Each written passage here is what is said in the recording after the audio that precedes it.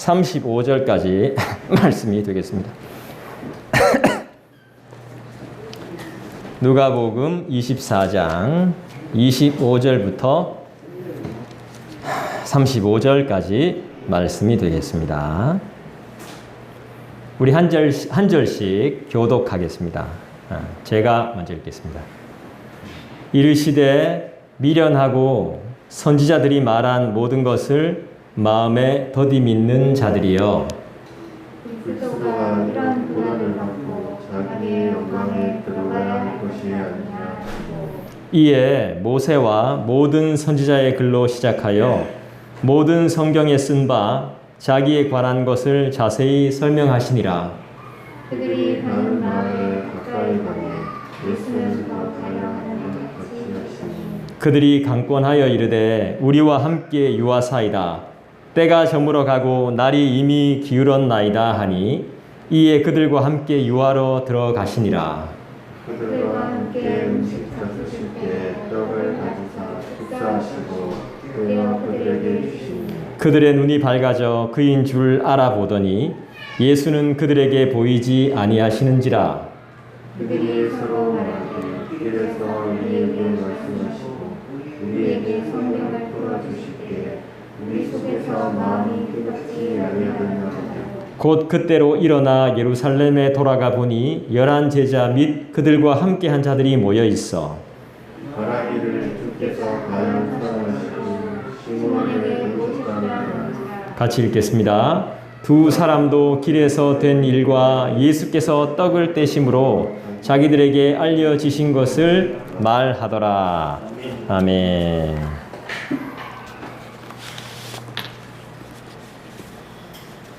오늘은 성경으로 변화를 경험하라 라는 제목으로 저와 여러분 함께 말씀을 나누겠습니다. 여러분 저번 주 말씀의 제목을 기억하십니까? 뭐죠? 예, 예수님이 답이다 였습니다. 주님이 답이다. 믿습니까? 모든 문제의 답이 예수님이란 사실을 인정하십니까? 맞습니다. 예수님이 답이라고 인정하는 사람의 삶은 다를 것입니다. 지금의 삶과는 완전히 다르다는 것이죠. 어떻게 다를까요? 예수님이 답이다라고 인정하는 사람의 삶은 어떻게 다르겠습니까?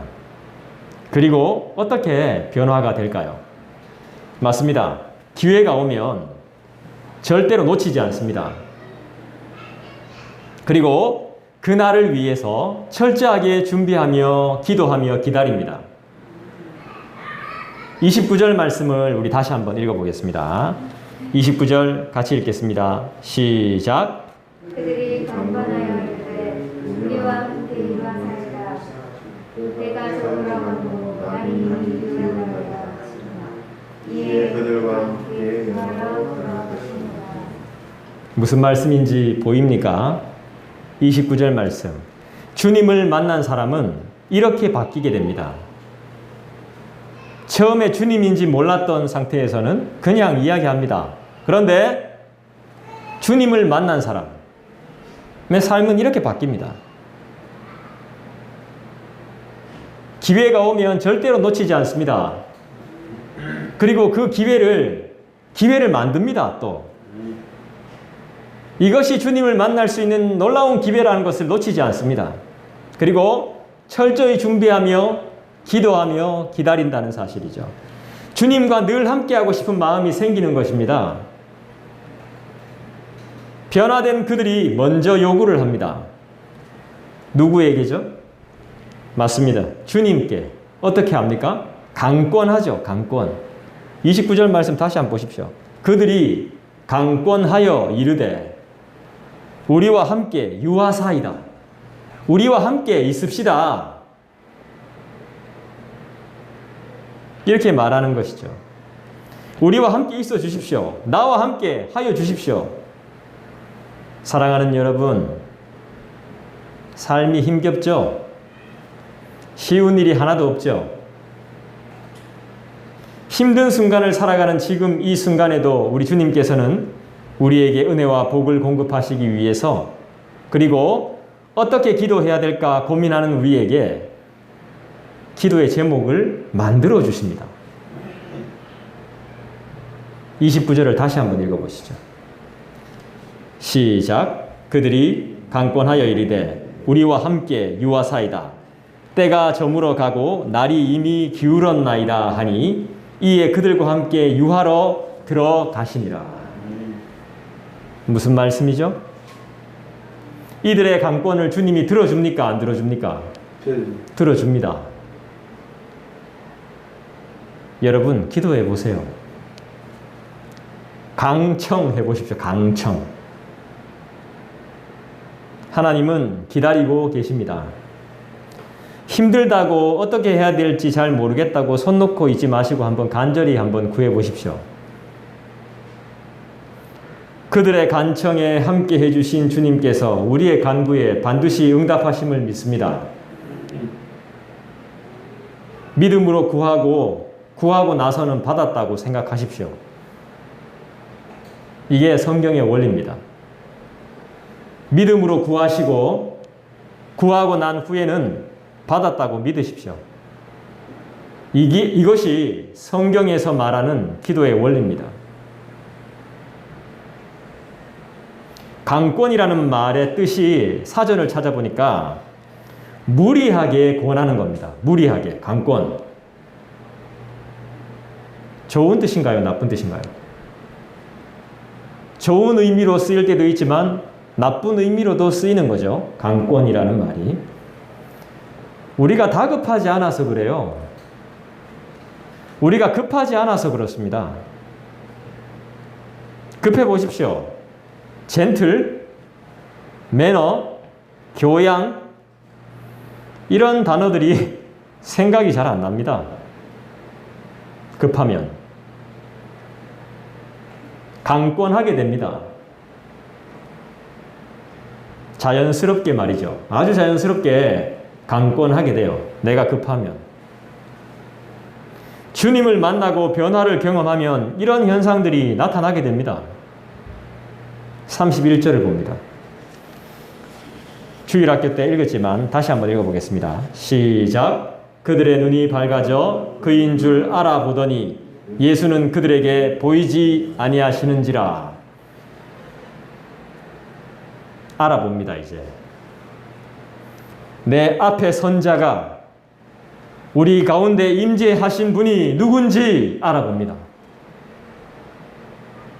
나의 목숨을 쥐고 있는 분이, 나의 생명을 쥐고 있는 분이 누군지 알게 됩니다. 나의 삶을 주관하는 분이 누구인지를 알아보게 됩니다. 드디어 보이기 시작합니다.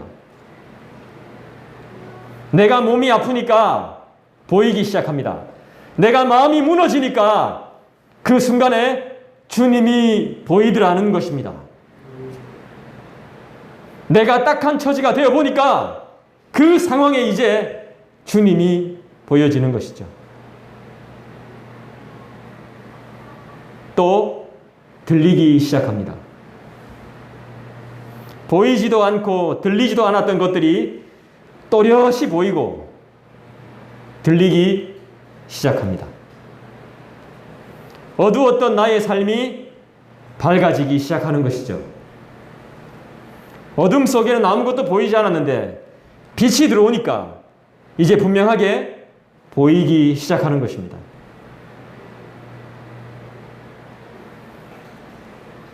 이 두 사람이 예수님을 알아보지 못한 이유가 뭐였죠?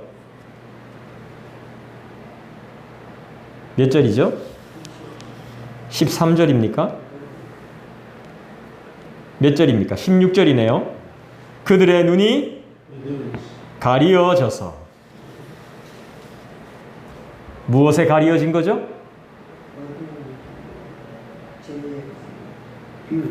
이제 주님을 봅니다. 가리워졌던 것이 어떻게 돼서 주님을 봅니까? 31절에 여러분 말해보세요. 어떻게 돼서 주님을 보죠? 밝아져서 보는 거죠, 주님을. 자, 가리워졌다는 것은 뭐에 가려졌다는 것입니까? 그렇죠. 죄에 가려지고 슬픔에 가려지고 고통에 가려지고 고난에 가려지고 매여 있어서 가려진 것이죠. 이 슬픔과 고통과 고난과 매임, 이 죄악이 풀어지니까 밝아져 버린 거죠. 이 문제가 해결되니까 밝아지는 거죠. 그러니까 뭐예요? 고통과 고난과 매임과 죄가 없어졌다는 것이죠. 사라졌다는 뜻입니다. 주님이 나와 함께 하시면 이런 변화가 찾아옴을 믿습니다.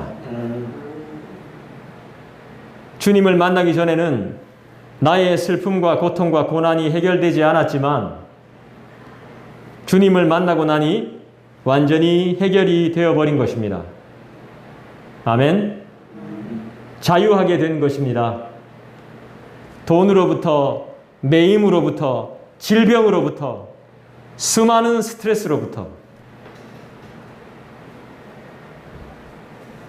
그래서 말씀이 답이고 주님이 답이 되는 것입니다.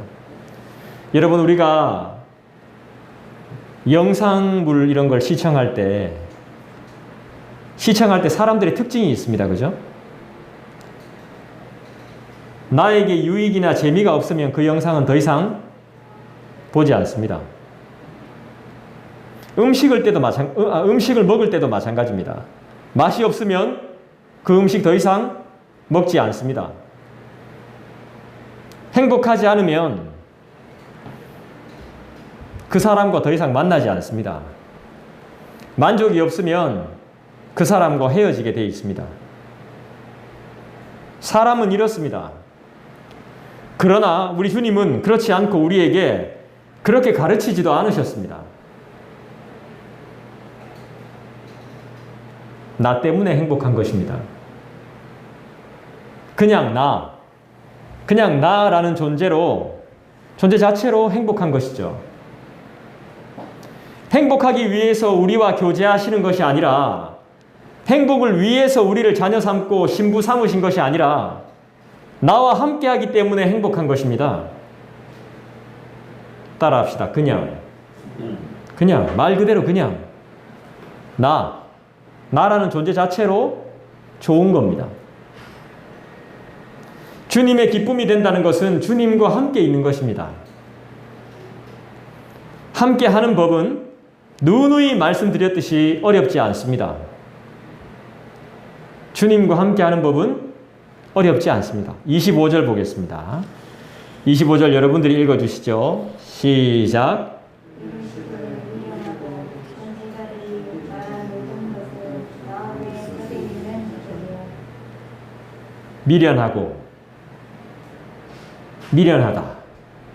미련하다의 뜻이 뭐였죠? 뜻이 뭘까요?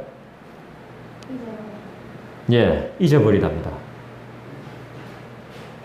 아까 전에 우리 주일학교에서 할 때는 어리석다라고도 표현하더라고요. 어리석다도 맞습니다. 또 둔하다 이 뜻입니다. 잘 잊어버린다. 그 다음에 게으르다 라는 뜻도 있습니다. 여기가 끝이 아닙니다. 잘 잊어버리고 어리석고 둔하고 게으른데 여기다 고집까지 셉니다. 이게 바로 미련하다의 단어의 뜻입니다. 최악이죠. 미련한 동물 하면 생각나는 동물이 뭐가 있어요? 곰이 미련하다고 하더라고요. 저는 곰이 미련하지 몰랐어요. 곰을 미련하다고 한답니다. 그리고 또요, 돼지도 마찬가지랍니다. 미련한 동물로 분류된답니다. 우리가 이렇게 되면 안 되겠죠? 미련한 일들을 고집스럽게 반복하면서도 내 자신은 잘하고 있다고 생각하는 거죠. 선지자들이 말한 모든 것을 마음에 더디 믿는 것이 미련한 것입니다. 최악인 것입니다. 최악. 야, 너 최악이다. 지금 예수님께서 그렇게 말씀하고 있는 겁니다. 이 미련한 사람들아, 이렇게 말하는 것이 좋게 말해서 미련하다고 말하는 것이지 그 뜻 안에 내포되어 있는 뜻은 최악이라는 뜻입니다. 너 정말 최악이다.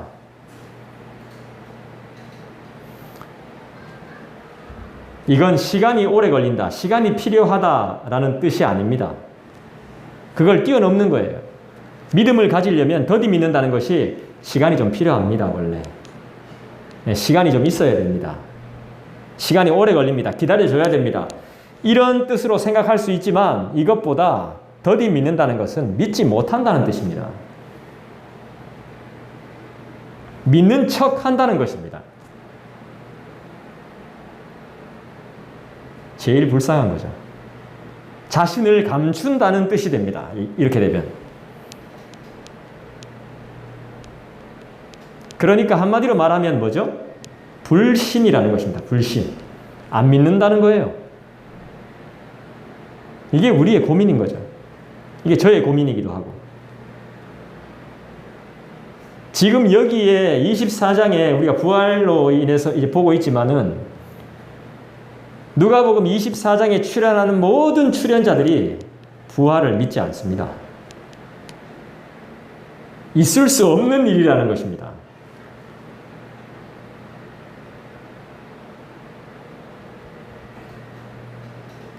부활이 없다라는 것이죠. 정말 부활은 없습니까? 삶 가운데 그렇게 많은 기적을 체험했음에도 불구하고 믿지를 못해요. 누구에게나 일어나는 평범한 일, 이것이 특별한 것이고 기적인 겁니다.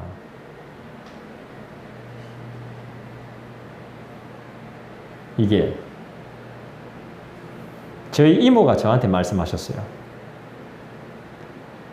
나는 너네 엄마처럼 사는 게 가장 좋은 삶이란 걸 몰랐어. 애 낳아서 기저귀 갈게 하고 애 없는다고 포대기 이래 뒤집어 쓰고 막 이렇게 애 없는다고 막 이렇게 고생하는 거 보면서 나는 한심하다고 생각했어. 나는 절대 결혼하지 않겠다라고 저렇게 안 살 거라고 생각했는데 지금 생각해 보니까 그게 가장 행복한 삶이었어. 저는 그게 몇십 년 전에 들은 이야기인데도 잊어버리지 않습니다. 가장 평범한 것이 가장 놀라운 기적입니다. 특별한 것입니다. 그 가운데 기적이 일어납니다, 여러분. 똥 기저귀 갈고 오줌 기저귀 갈고 조용히 해, 집중해 이랬던 애가 나중에 커서 어떻게 됩니까? 어떻게 될지 아무도 몰라요. 우리는 지금 기적을 잉태하고 기적을 낳고 기적을 키우고 있는 거예요. 어떻게 될지 아무도 모릅니다.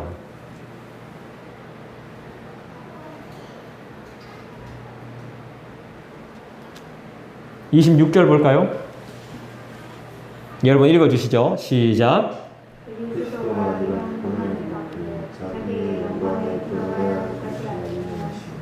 어려운 말씀입니다. 이 말씀이 무슨 말인지 이해하기가 참 힘든데요. 26절을 보면 여러분 영광이 무슨 뜻인지 기억하세요? 감사와 찬양이죠. 빛나고 아름다운 영예죠. 명예 이런 뜻이죠. 우리가 어떻게 하면 이런 영광을 경험할 수 있을까요? 삶 속에서 찬양과 감사가 넘치며 빛나고 아름다운 영광이 넘쳐날 수 있는 방법이 무엇일까요? 주님은 분명히 말씀하셨어요. 26절을 다시 보세요. 다시 읽어보세요. 시작. 그리스도가 이런 고난을 받고 자기의 영광에 들어가야 할 것이 아니냐. 미안해요. 내가 못 들었어요. 그죠? 고난. 영광을 받을 수 있는 길은 고난의 길인 거예요. 참 성경은 예리하죠. 아주 날카롭죠. 성경은 분명하죠. 영광을 받을 수 있는 길은 고난이라고 이야기해요. 고난이 슬픈 게 아니에요. 누가 우리한테 고난이 슬프다고 가르쳤죠? 장차 올 하나님의 영광과 좋게 비교할 수 없는데 우리의 고난의 길이, 그 고난의 길에서 우리는 왜 불평을 늘어놓고 있는 거죠? 왜 불만하고 있는 거죠? 왜 가슴을 치면서 분해하고 있는 것입니까? 주님은 그러지 않으셨는데. 주님은 천군 천사를 불러서 한 번에 다 쓸어버릴 수도 있는데 그러지 않으셨는데 우리는 왜 그 고난을 다 감당하셨는데 우리는 왜 감당하지 못하는 것일까요?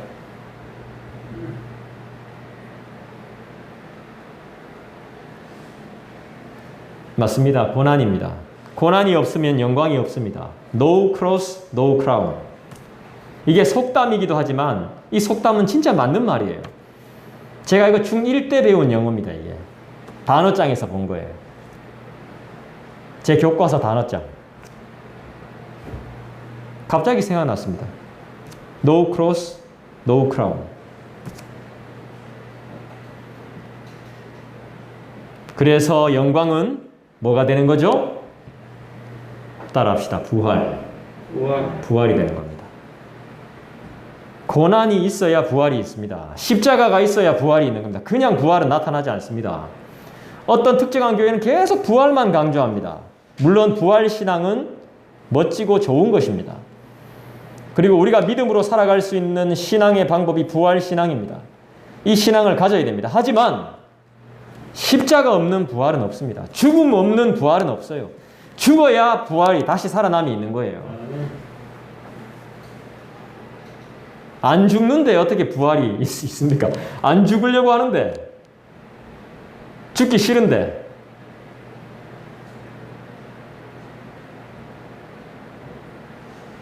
우리 로마서를 잠깐 좀 찾아봅시다. 로마서 5장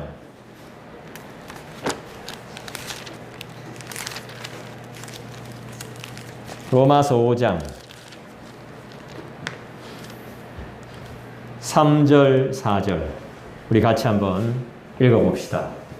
찾으신 분들을 같이 한번 신약성경 245페이지인데요. 우리 한번 같이 한번 읽어보도록 하겠습니다. 로마서 5장 3절 4절입니다.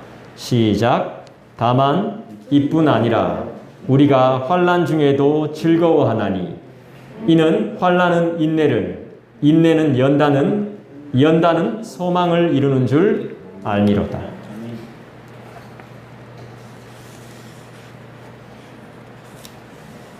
예수님께서 우리에게 실제적으로 다 보여주셨습니다. 소망을 이루는 이 모든 것들을 말씀대로 다 성취해 주시고 다 보여주셨어요. 여러분 다시 누가복음 24장으로 돌아와서 27절 말씀을 우리 같이 한번 읽어보겠습니다. 27절 시작. 이에 모세와 모든 선지자의 글로 시작하여 모든 성경에 쓴 바 자기에 관한 것을 자세히 설명하시니라. 무슨 말입니까? 모세가 기록한 성경이 모세오경이죠. 자, 그 다음에 예언서라고도 말하는데 선지자의 글들은 성경에 나오는 선지서입니다. 그 글을 시작으로 해서 모든 성경에 누가 기록되어 있다는 것이죠? 자기 자신, 예수께서 기록이 되어져 있다는 것입니다. 지금 다 설명해 주고 있는 거예요. 오경도 그렇고 선지서, 예언서도 그렇고 그 외에 모든 성경에 나에 대해서 기록하고 있다는 것입니다.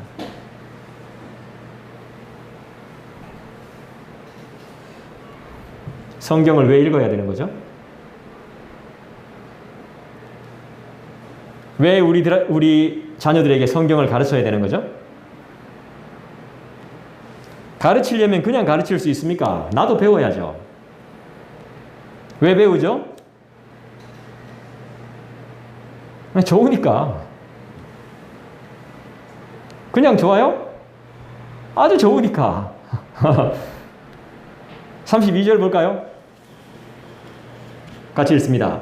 그들이 서로 말하되 길에서 우리에게 말씀하시고 우리에게 성경을 풀어주실 때에 우리 속에서 마음이 뜨겁지 아니하더냐 하고. 성경을 공부하면 이런 변화가 일어나요.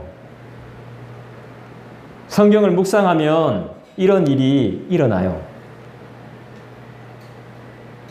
눈이 밝아져서 부활하신 주님이 보이기 시작해요. 마음이 뜨거워져요. 미련함이 없어져요. 더디 믿는 불신이 사라져요. 할렐루야! 그래서 그 자리에서 뻘떡 일어나요. 그리고 움직여요. 가만히 있던 사람이, 미련한 사람이 갑자기 움직이기 시작해요. 33절입니다. 33절 읽어볼까요? 시작. 곧 그때로 일어나 예루살렘에 돌아가 보니 11 제자 및 그들과 함께한 자들이 모여 있어.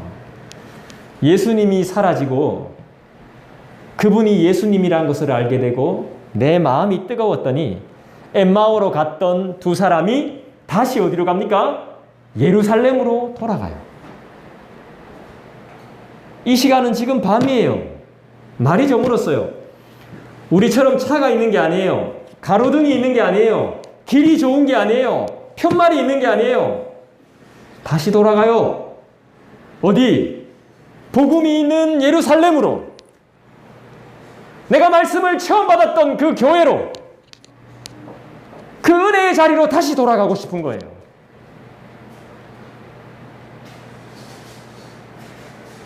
교회를 떠났던 나의 몸이 다시 돌아가는 거예요. 다시.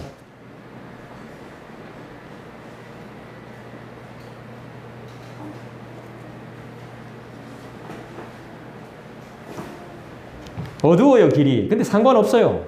왜죠? 그분을 만났거든요. 나는 그분을 만났어요.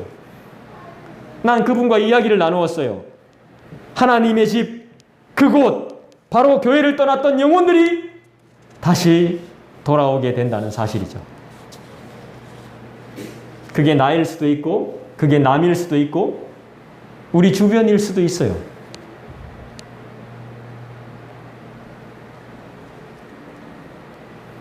(30절) 읽어볼까요?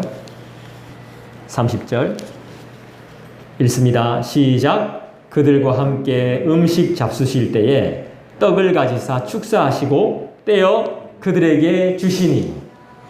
이게 뭘까요? 성찬이죠. 성찬.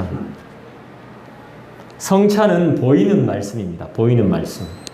우리가 말씀을 듣는다고 할 때 보는 말씀이 바로 성찬인 거예요. 이 모든 일을 전해야 되거든요. 내가 본 일을, 내가 들은 일을, 내가 경험한 일을, 내가 주님을 만난 일을 전해야 되거든요. 다시 예루살렘으로 돌아갑니다. 지침, 피곤함, 어둠 상관없습니다. 내일 가지 뭐. 바로 다시 출발. 왔던 곳으로. 다시 돌아간다는 건 쉽지 않습니다. 다시 만난다는 건, 깨어져서 완전 헤어져서 다시 만난다는 건 쉽지 않은 일입니다. 그런데 이런 일이 가능합니다. 바른 말씀과 해석을 접하고 나서 부활하신 주님을 경험한 사람들은 그냥 있을 수 없습니다. 사도행전 8장 1절의 말씀처럼 살게 되어 있습니다. 따라합시다. 증인. 사도행전 8장 1절은 따로 찾지는 않겠습니다. 증인의 삶을 살게 됩니다. 여러분, 성경은 어떤 책입니까? 예수님을 통한 구원을 말해주는 책이 성경임을 믿습니다.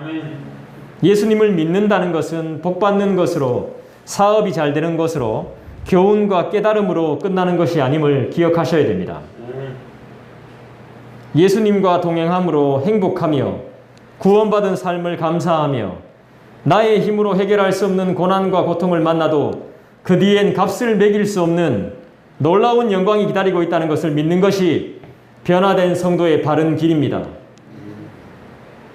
비록 우리의 삶이 많이 힘들고 지친다 할지라도 이 삶이 영광으로 가는 과정임을 믿으시길 바랍니다. 여러분들의 고난의 삶이, 힘든 삶이 영광으로 가는 과정이라는 것을 믿으시길 바랍니다. 여러분, 그만하십시오. 이제 왜 시키지도 않은 내 어깨에 덤벨, 아령, 이 무거운 것들을 지고 갑니까? 그러니까 지치죠. 그러니까 힘들죠.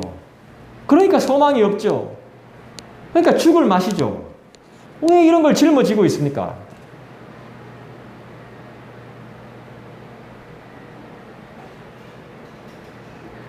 이제 좀 내려놓으십시오. 괴롭죠? 이건 엄청 괴로운 일입니다. 불평과 불만과 원망과 실망과 좌절에 빠져서 엠마오로 가던 이 두 사람이 주님을 만나고 완전히 변해버립니다. 삶이 달라집니다. 모든 걸 포기했던 마음을 접고 다시 일어납니다. 어둠을 헤치며 달려가는 은하철도 999처럼 주님이 부활하셨음을 증언합니다.